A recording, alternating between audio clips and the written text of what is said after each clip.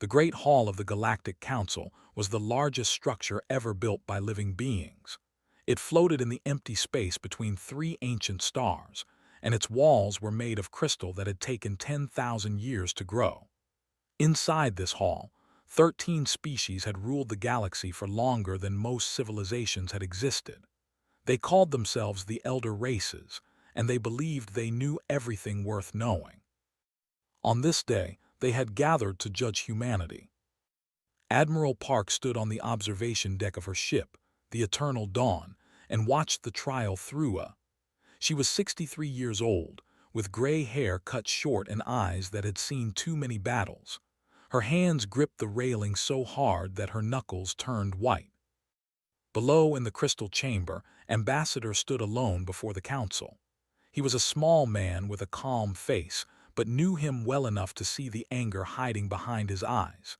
He had spent 20 years building bridges with alien species, learning their languages, understanding their cultures. Now all of that work was being destroyed. The High Speaker of the floated at the center of the council.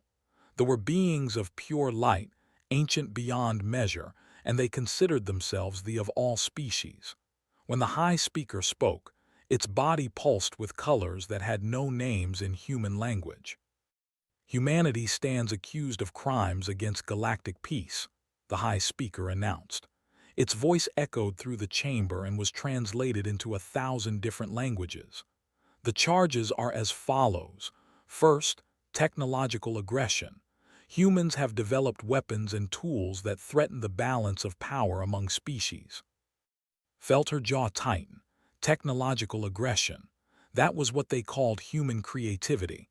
That was what they called the drive to improve, to build, to discover. Second, unregulated expansion. Humans have colonized 47 worlds in 3 centuries, spreading faster than any species in recorded history. 3 centuries, almost laughed. They had taken 50,000 years to colonize their first 10 worlds. They moved slowly because they saw no reason to move fast. They had forgotten what hunger felt like. They had forgotten what it meant to need something beyond their reach. Third, genetic instability. Humans change too quickly. Their evolution is unpredictable and dangerous. This was the charge that hurt the most. The elder races had stopped evolving millions of years ago. They had decided that they had reached perfection and they had locked themselves in place. Humanity still changed with every generation. Human children were different from their parents. Human ideas were different from their ancestors. To the Council, this was a disease. 2. It was the greatest gift her species possessed. Fourth, philosophical contamination. Humans spread dangerous ideas. They question things that should not be questioned. They dream of things that should not be dreamed. Ambassador finally spoke. His voice was quiet, but it carried clearly through the chamber. May I ask what ideas you find so dangerous? The High Speaker pulsed with cold blue light. You teach other species that limits can be broken. You teach them that change is good. You teach them that the old ways are not the only ways. These ideas destabilize civilizations that have been stable for millions of years. I see, said. You are afraid that other species might start thinking like us. Silence fell over the chamber. The 13 elder races looked at each other with expressions that humans could not read but could guess. Fear. The oldest and most powerful beings in the galaxy were afraid of a species that had only been traveling among the stars for 300 years. The vote was quick. 13 species raised their appendages, their tentacles, their fields of light. All 13 voted the same way. Guilty. The sentence was exile. Humanity would be cast out of the galaxy, sent beyond the rim into the darkness where no council species had ever gone and returned. They would have 1 year to gather their people from 47 worlds. After that, any human found within council space would be destroyed. Ambassador stood perfectly still as the sentence was read. When it was finished, he looked up at the 13 elder races and spoke words that would be remembered for 1,000 years. You send us into darkness because you fear our light. You cast us out because we remind you of what you have forgotten. You were young once. You were hungry once. You dreamed once.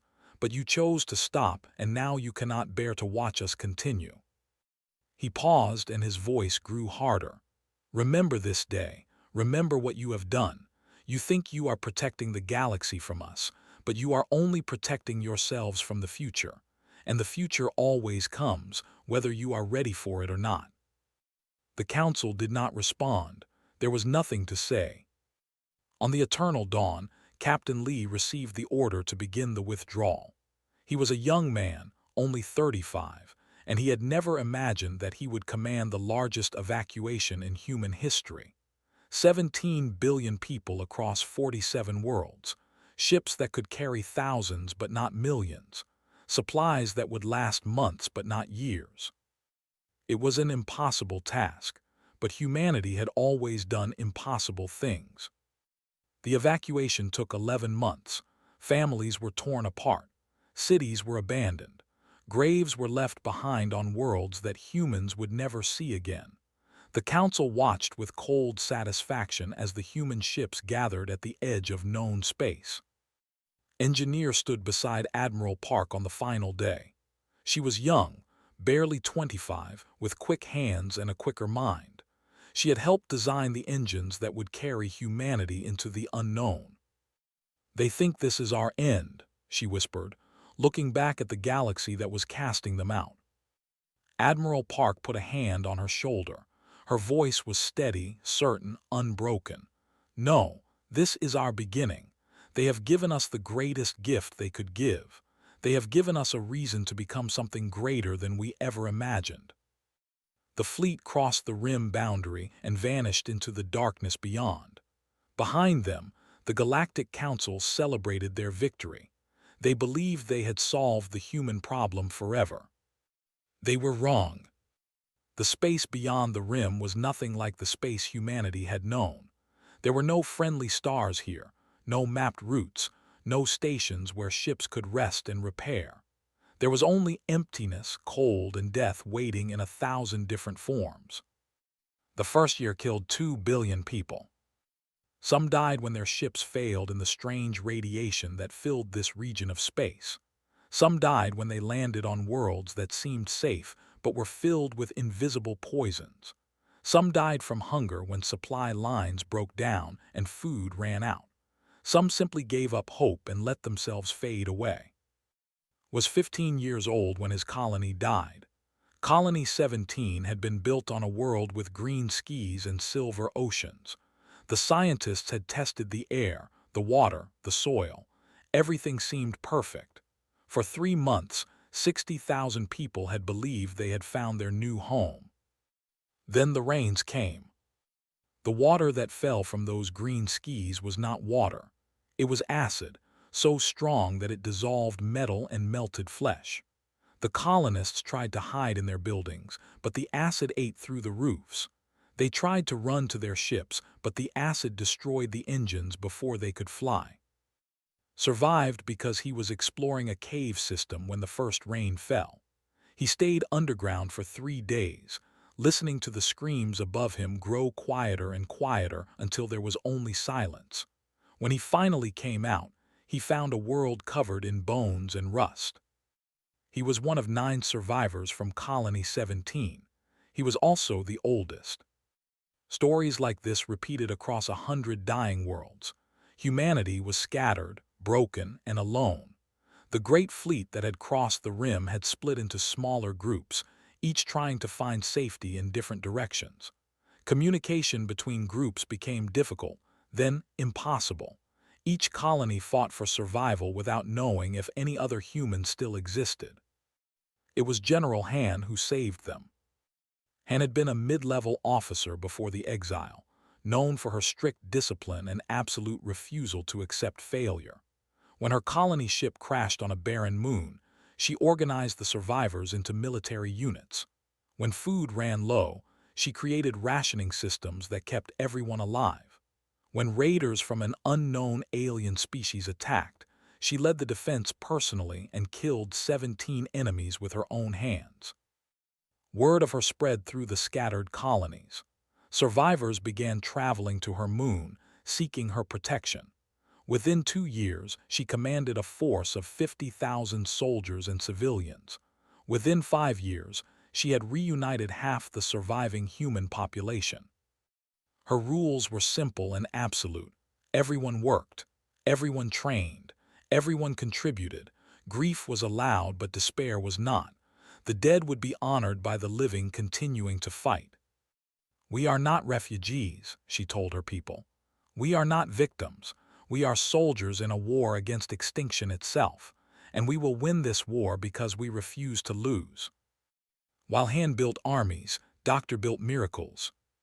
Had been one of the finest scientists on Earth, specializing in energy systems that most physicists considered impossible.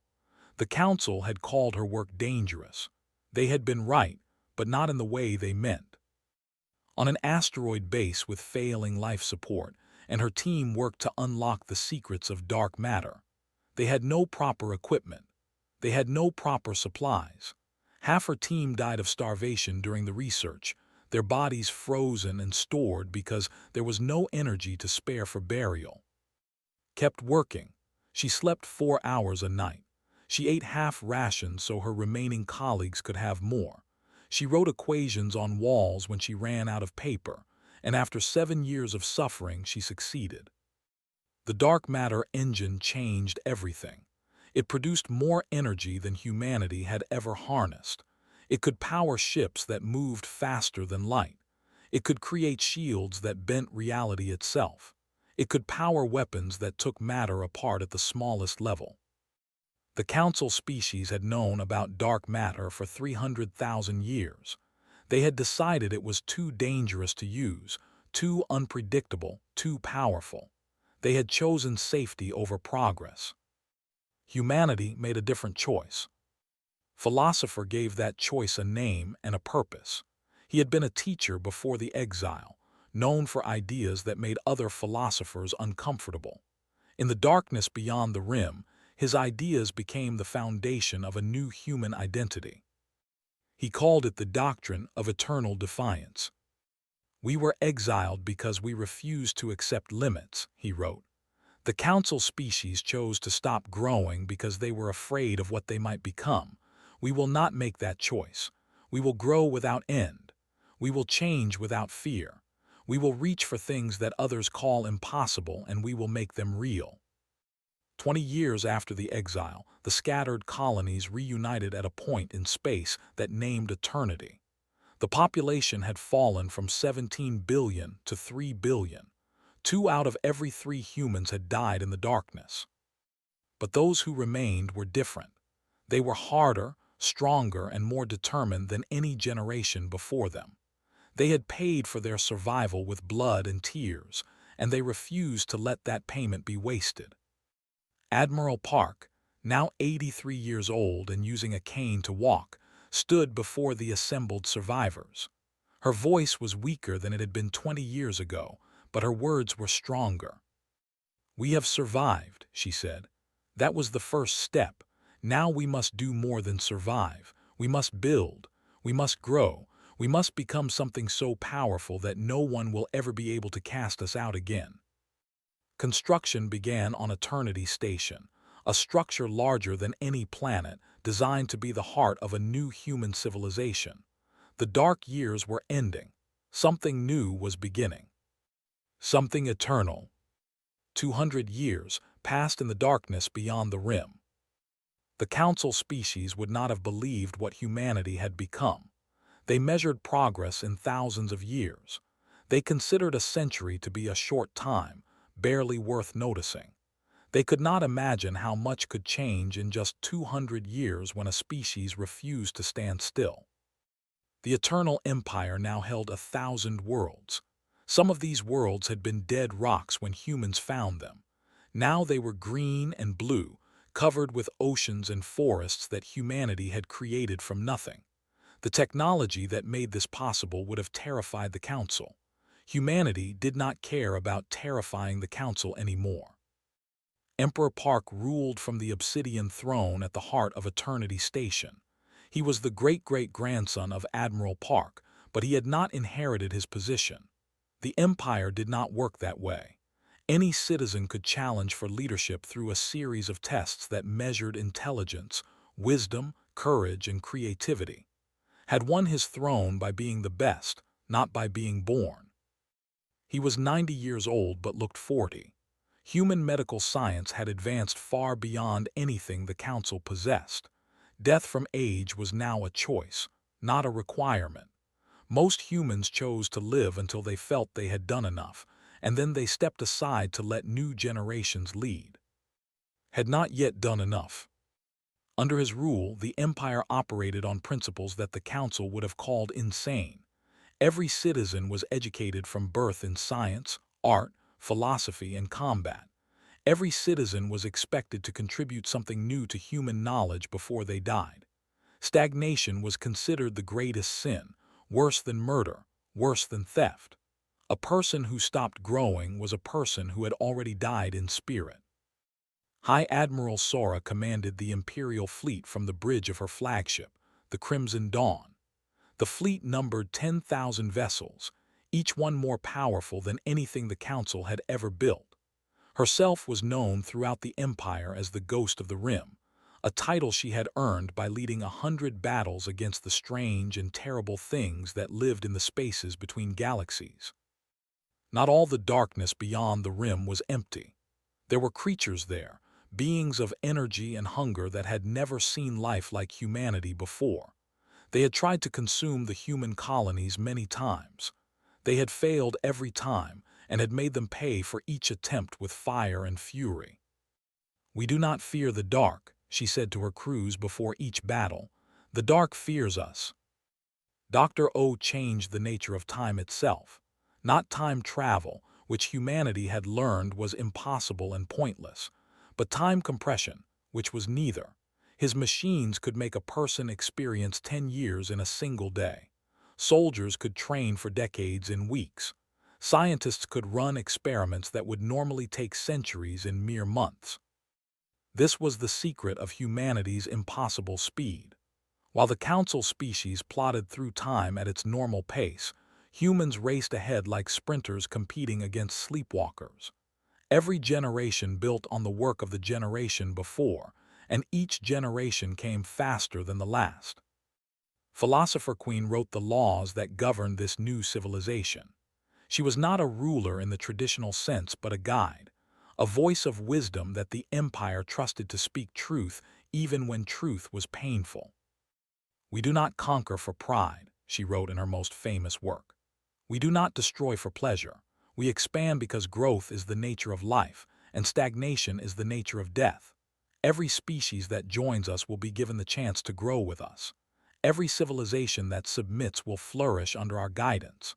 But those who choose to remain still, those who refuse to move forward, those who cling to the old ways because they fear the new, they will be left behind in the dust of history." The Empire was not kind in the soft sense of the word. It demanded much from its citizens. It punished laziness and rewarded excellence.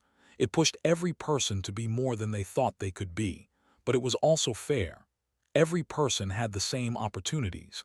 Every person was judged by their actions, not their birth. Every person could rise as high as their abilities would take them. On the 200th anniversary of the exile, Emperor addressed his people. Billions watched from 1,000 worlds as his image appeared on screens and in the air itself. "Our ancestors were cast into darkness as punishment," he said. "The Council believed they were sending us to die.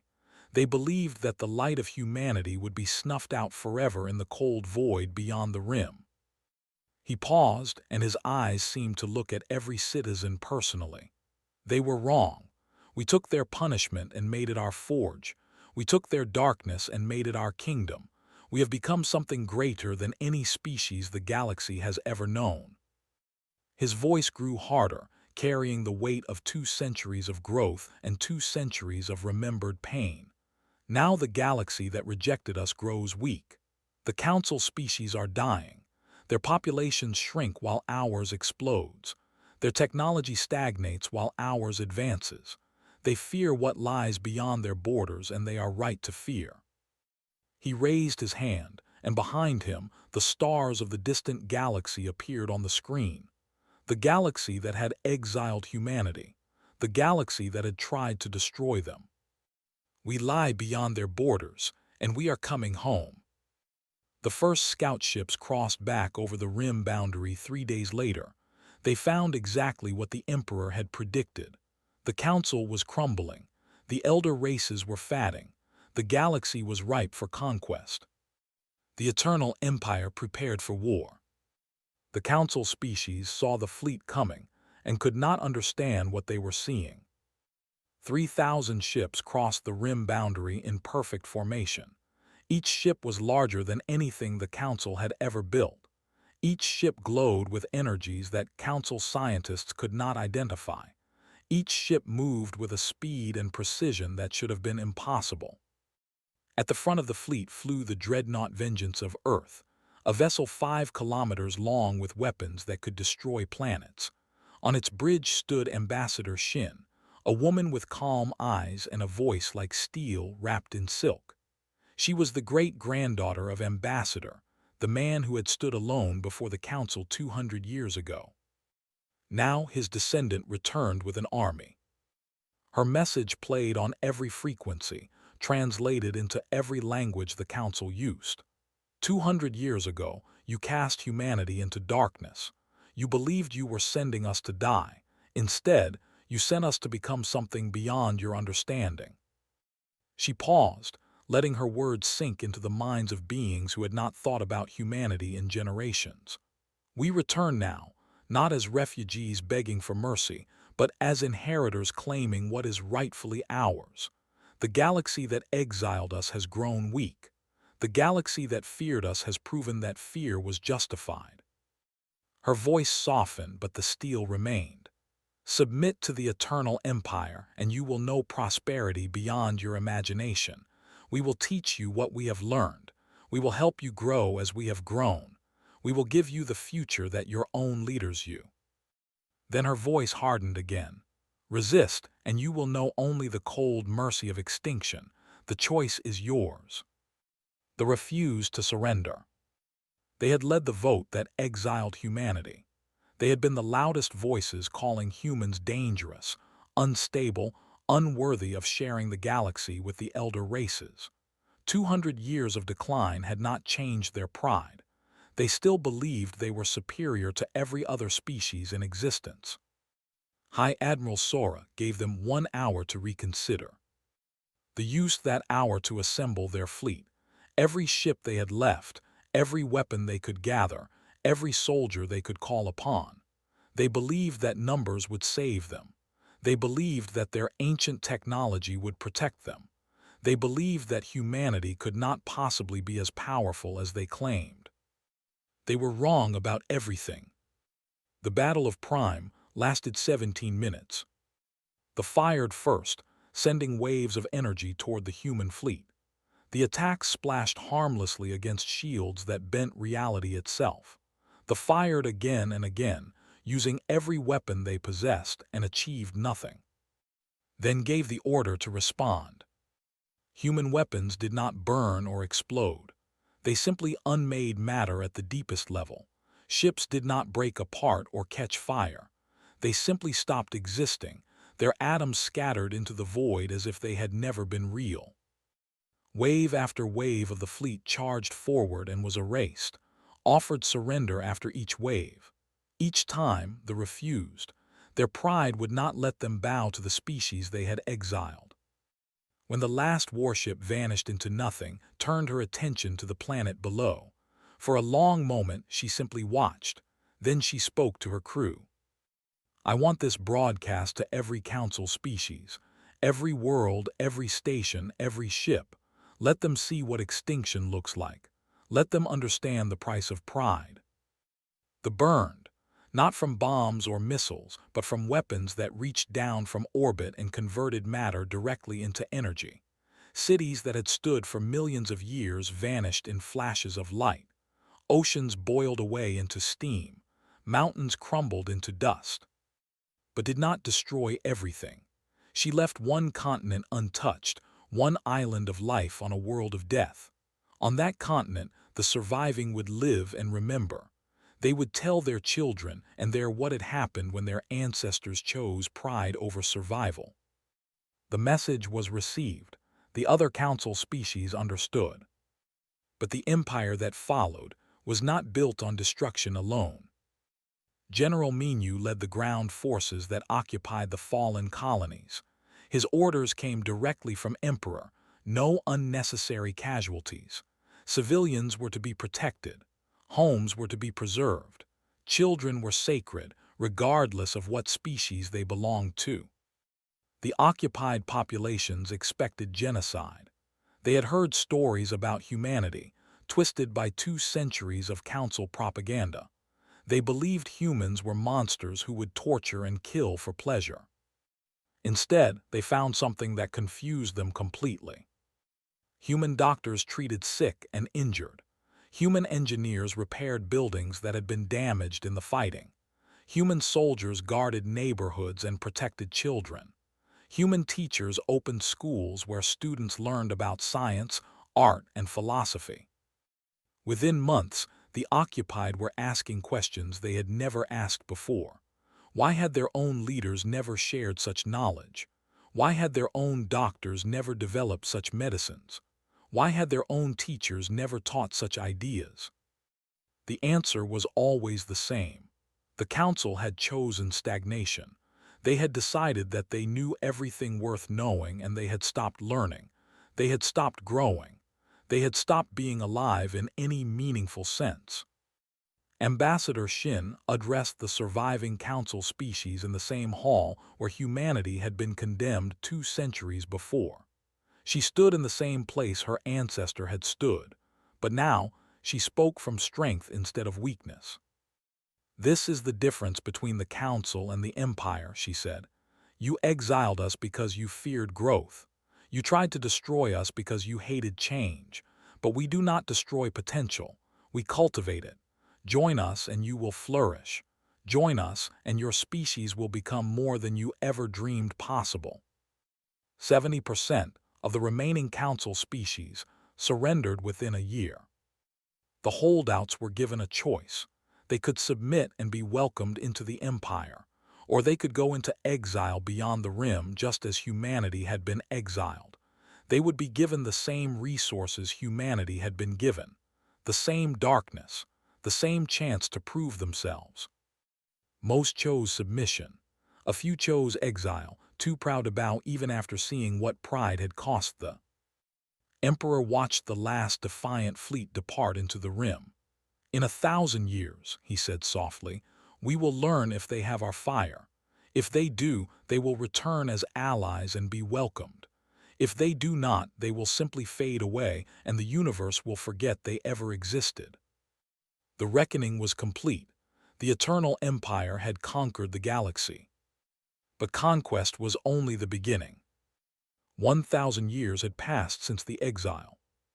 The being who called herself Empress Park stood at the window of her private chamber and looked out at something no human from the old days could have imagined.